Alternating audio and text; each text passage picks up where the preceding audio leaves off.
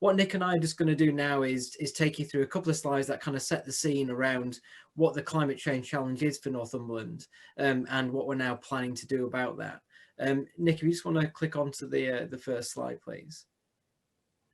So what you're looking at here, and this is a kind of key part to everything that we're doing, is the start of our evidence base for climate change within the county. So we get input from BEIS around what our emissions are. There's a bit of a lag in that data, and the positive emissions that you can see on the left hand side are basically a view from 2018 from BEIS of that. So what's that basically telling us is, we emit 1,800 kilotons of carbon dioxide every year. So what we started to do was understand, well, okay, how do we get from that to our net zero target? So I guess the kind of the good news about living in such an amazing place that Northumberland is that we've got a bit of a head start, because as a lot of you will know, we've got a number of what we would call negative emissions. So effectively, this is our sequestration emissions. So how we kind of capture carbon through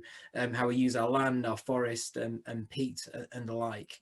And so when you take that off the emissions target, we're left with our savings target for climate change, which is 709 kilotons. And if you click on Nick, we're pretty confident, based on the data that we've got available, where those emissions sit.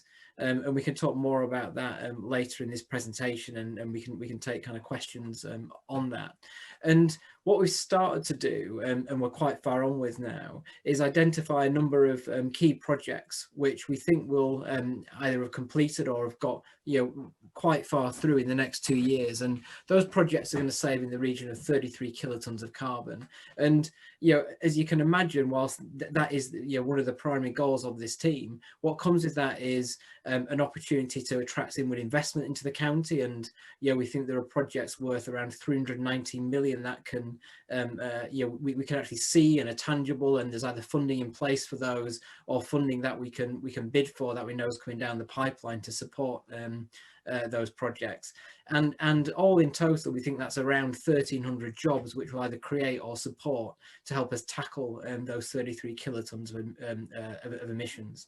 So we're making a good start, but we know that's only part of the answer, right? So 33 kilotons of 709 only takes a very short way there. So if you click on Nick, what we started to do in our climate action plan is think about, well, how will we tackle the rest of those emissions?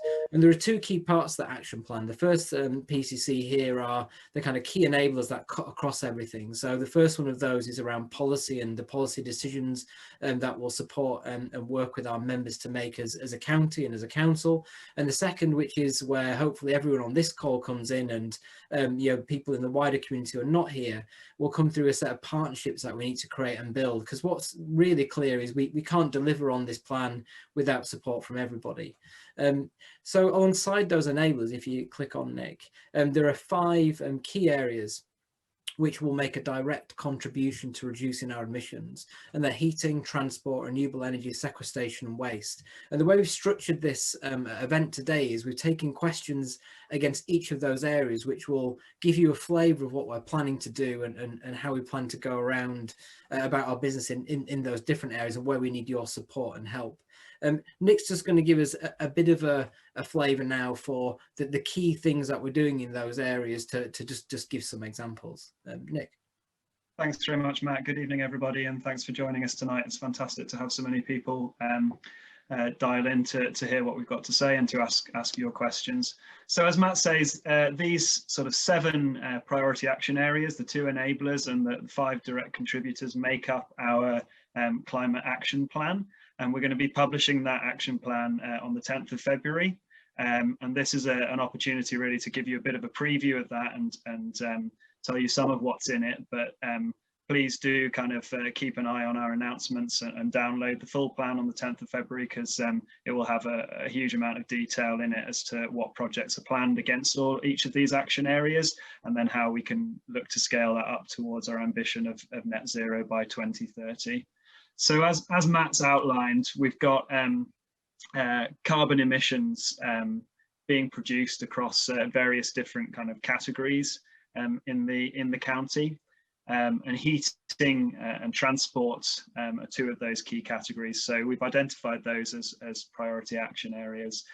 And a lot of projects fall under those action areas. And to give you an idea of some of the things that the council's kind of proactively targeting at the moment within heating, we're looking at the best means to transition the county away from burning fossil fuels to heat our homes and businesses and onto renewable heat sources.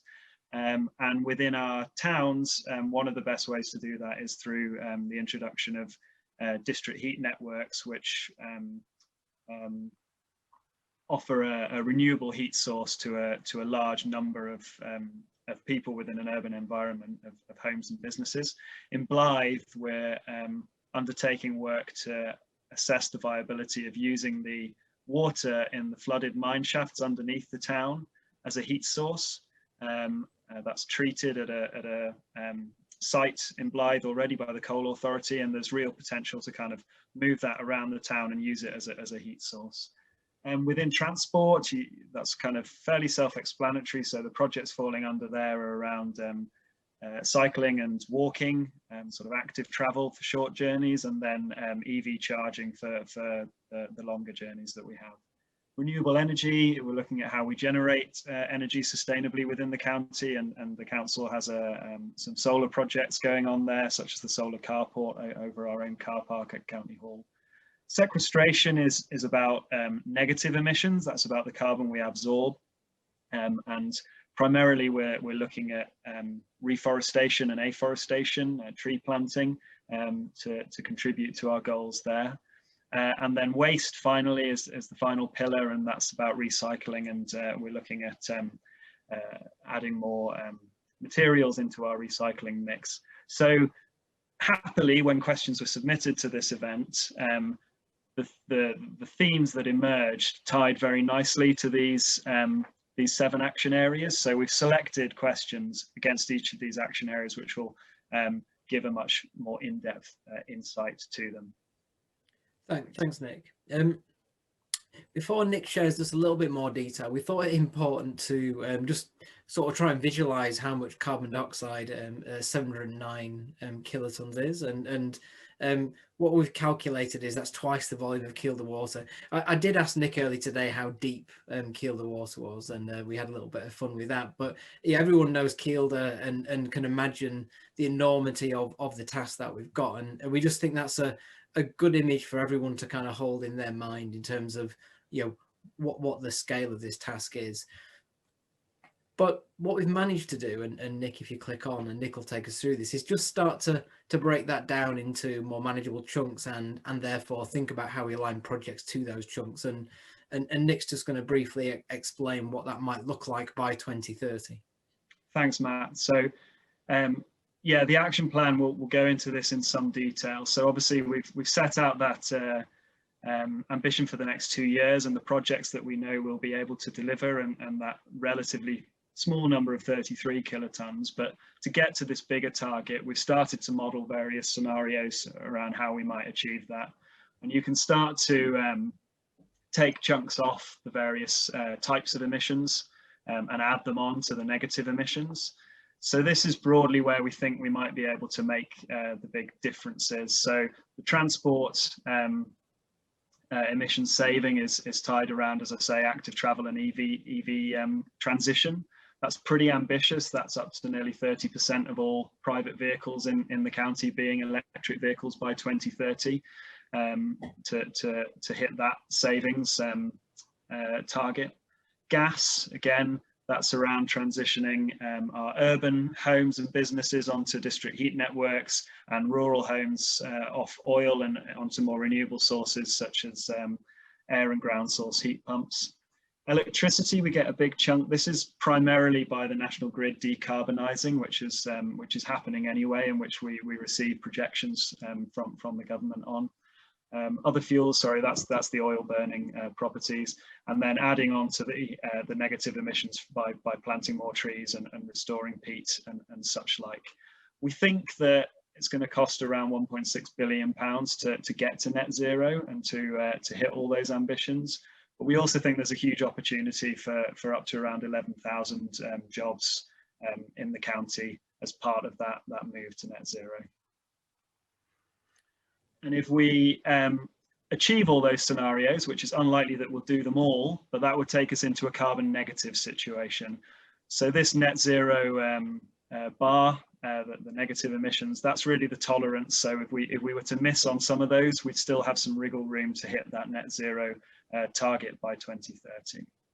As we've done that work, we haven't made any assumptions around solutions and technologies that we can't see and touch right now. So we've been, pretty practical in what we've done in terms of our modelling and our thinking. So we know through what's coming down the pipeline that there's more things we could do, but equally, as Nick says, that's going to be traded off against the things that don't quite go to plan, because we're pretty realistic about the ups and downs.